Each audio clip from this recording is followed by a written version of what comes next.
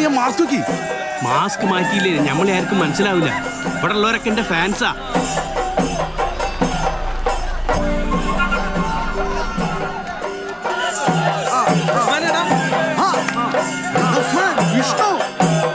വിഷ്ണു എന്താ എന്നെ സിനിമയിലെടുത്ത് എടുത്തടാ സജി സാറിന്റെ പുതിയ സിനിമയില്.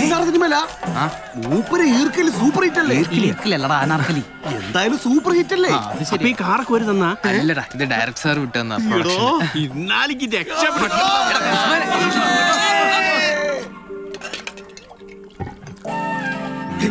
പഴം വരെ പഴയതാണല്ലോ. നോക്കണ്ട പഴക്കം ചോദിക്കുന്നുണ്ട്. അല്ലടോ എന്റെ നായികാരെന്ന് പറഞ്ഞോ? ഇല്ല ചോദിക്കാണ്. അമലാപ്പോള് മതിയെന്ന് പറഞ്ഞാൽ അതിട്ടോ. അമലാപ്പോളൊന്നും വേണ്ട, പാർവതി മതി. അയ്യ ചേരാൻ സമ്മതിക്കൂല. ആ പാർവതി അല്ല, നമ്മളെ മൊയ്തിയില്ല പാർവതി. ഇന്റെ നായികയാണ് ഞാൻ അമലാപ്പോളിനെ സമ്മതിക്കും. എടാ ഇതിലെനിക്ക് വില്ലൻ വേഷം പറഞ്ഞിരിക്കുന്നത്. വില്ലന് നായിക ഉണ്ടായിക്കൂടെ? അതൊന്നും എനിക്കറിയില്ല. പക്ഷെ കളരി നന്നായിട്ട് ചെയ്ത് കഴിഞ്ഞാൽ നായകൻ വരെ ആവാം. കളരിയോ? അപ്പൊ അത് വടക്കം വീരകാഥന്റെ സെക്കൻഡ്. കളരി മീൻസ് ആക്ടിംഗ് കോഴ്സ്. മൊത്തം പുതുമുഖങ്ങളായോണ്ട് ഒരു അഭിനയ കളരി. അതിലേക്ക് ഇപ്പൊ എന്ത് ചെയ്യാൻ പറ്റൂ? അതെ, അതിൽ ഈ ഒന്നും ചെയ്യണ്ട, അത് ഓര് ചെയ്തോളൂ. ചായ റെഡി. അല്ല, നമ്മുടെ ജോസണ്ണിയുടെ സിനിമയിലേക്ക് സെലക്ട് ചെയ്ത പോലെ ആവോ?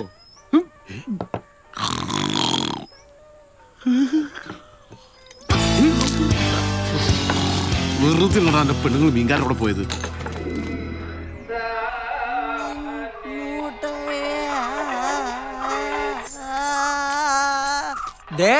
വന്നേക്കണു മജിസ്ട്രേറ്റുകള്. അമ്മേ ഏട്ടൻ വരുന്നുണ്ട്. അമ്മയുടെ കേട്ടം വന്നേക്കണു. നീ എന്റെ ഡ്രസ്സൊക്കെ പാക്ക് ചെയ്ത് വെച്ചോ? ഏട്ടന്റെ വിളി വന്നപ്പോഴേ അമ്മയെല്ലാം പാക്ക് ചെയ്ത് വെച്ചു. എന്നേട്ടാ ഷൂട്ടിംഗ് തുടങ്ങണേ?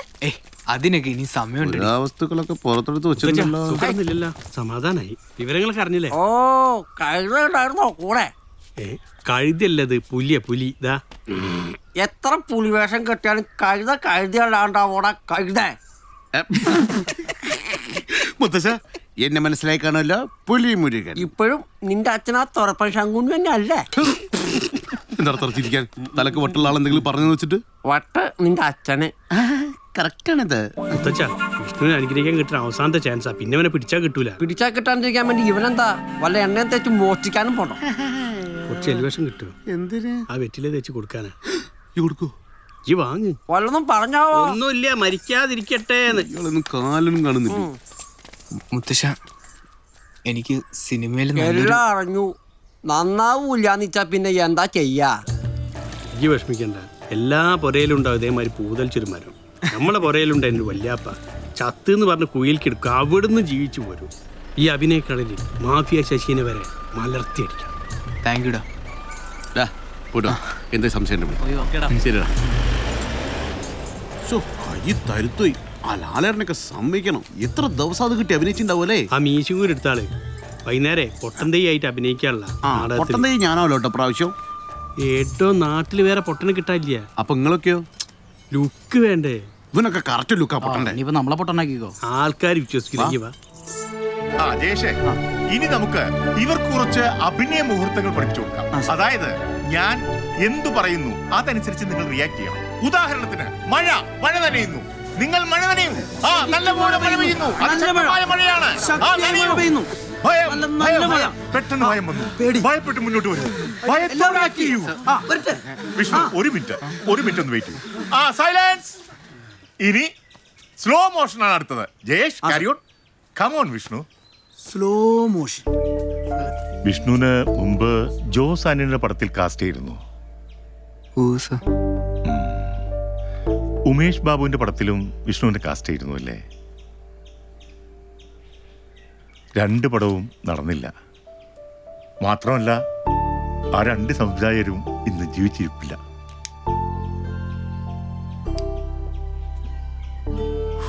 ഇതെങ്ങനെ തന്നോട് പറയണമെന്ന് എനിക്കറിയില്ല. ഈ സിനിമ എന്ന് പറയുന്നത് അന്ധവിശ്വാസങ്ങളുടെ ഒരു കൂമ്പാരമാണല്ലോ. എനിക്കതിലൊന്നും വിശ്വാസം ഉണ്ടായിട്ടല്ല. കോടികൾ മുടക്കിയുള്ള ബിസിനസ് അല്ലേ. പ്രൊഡ്യൂസർ അടക്കം നിർബന്ധിക്കുമ്പോൾ ഏതായാലും മോൻ സച്ചി ഒന്ന് പോയി കാണാം. അതാവുമ്പോ ഒരു മിനിറ്റ്. അപ്പൊ ശരി മോനെ. അലോൺ. അല്ല, ഇവിടുത്തെ വർക്ക് ഉടനെ കഴിയും. പറ മുകേഷേ. അല്ല കയ്യിൽ പൈസ ഉണ്ടെങ്കിൽ ഞാൻ ഡേറ്റ് വാങ്ങാം, അതൊരു വിഷയമല്ല. അശോകേട്ടൻ പറഞ്ഞല്ലോ അല്ലേ, എന്നോടുള്ള സ്നേഹം കൊണ്ടോ അല്ലെങ്കിൽ തന്നെ അഭിനയിപ്പിച്ചുകൊണ്ട് ഞാൻ തട്ടിപ്പോന്നുള്ള പേടി കൊണ്ടൊന്നുമല്ല. എങ്ങാനും തട്ടിപ്പോയാൽ അവർ മുടക്കിയ കാശ് പോകില്ല എന്നുള്ളതാ അവരുടെ പേടി.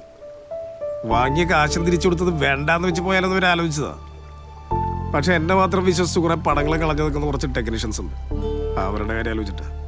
താൻ വിഷമിക്കണ്ട, നമുക്ക് മാർഗം ഉണ്ടാക്കാം.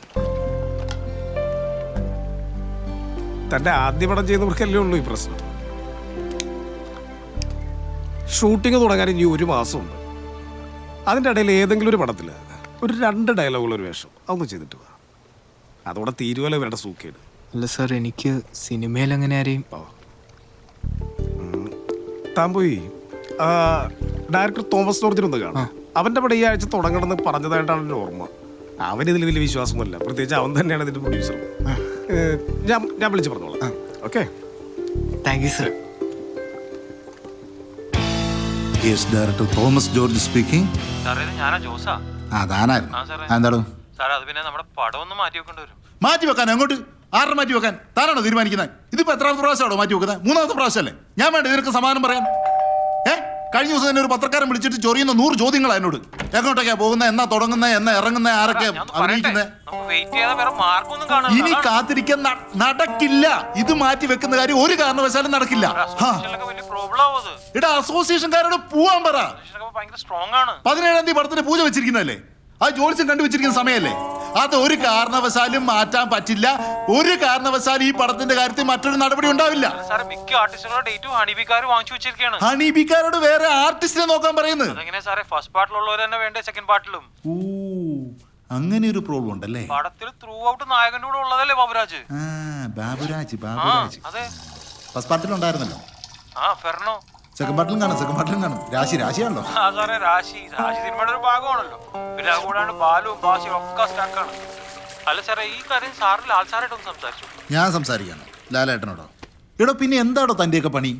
എന്തിനാ തന്നെയൊക്കെ ഞാൻ പ്രൊഡക്ഷൻ കൺട്രോളറാന്ന് പറഞ്ഞ് വെറുതെ ഇങ്ങനെ തീറ്റിപ്പോറ്റുന്നത്? സാറേ, കാര്യം നടക്കണം. ഞാൻ തന്നെ ഈ പണിയൊക്കെ ചെയ്യാനാണെങ്കിൽ സാറേ നടക്കൂല. അതാണ് ഞാൻ പറയണത്. വേറെ എന്തെങ്കിലും നോക്കിയേ പറ്റും. ഓക്കെ. ഈ ഹണീബിയുടെ ഷൂട്ടിങ്ങിന് എത്ര ദിവസം എടുക്കും? തുടങ്ങിയിട്ട് ഇപ്പൊ 10 ദിവസമായി. ഇനിയിപ്പോ 1 മാസം ഷൂട്ടിംഗ് കൂടി ഉണ്ട്. 1 മാസോ? സാറ് ടെൻഷൻ അടിക്കണ്ട. സാറിന് ഒന്നും കൂടെ സ്ക്രിപ്റ്റിലൊക്കെ ഇരിക്കാലോ. ആ സമയം കൊണ്ട് എനിക്ക് ലൊക്കേഷൻസ് ഒക്കെ ഒന്നുകൂടെ കൺഫേം ചെയ്യാൻ പറ്റും. ഒരു കാര്യം ചെയ്യും, ഹണീബി 2ന്റെ ഷൂട്ടിംഗ് കഴിഞ്ഞാൽ ഉടനെ തന്നെ നമ്മുടെ പടത്തിന്റെ ഷൂട്ടിംഗ് തുടങ്ങാണ്. അതിനകത്തൊരു മാറ്റവും ഇല്ല. ഇത് ലാസ്റ്റ് ആണ്. ബാക്കി എല്ലാ കാര്യങ്ങളും ഫൈനലാണ്. ഇനി നാളെ ഇനി ഒരു മാറ്റം ഉണ്ടാവരുത്. ഇത് 4ാമത്തെ ഫൈനലാണ്. മനസ്സിലായല്ലോ? ഓക്കെ. ഒരു ഉത്തരവാദിത്വം ഇല്ലതേ, വെറുതെ മനുഷ്യനെ മെനക്കെടുത്താനായിട്ട്. ഓ,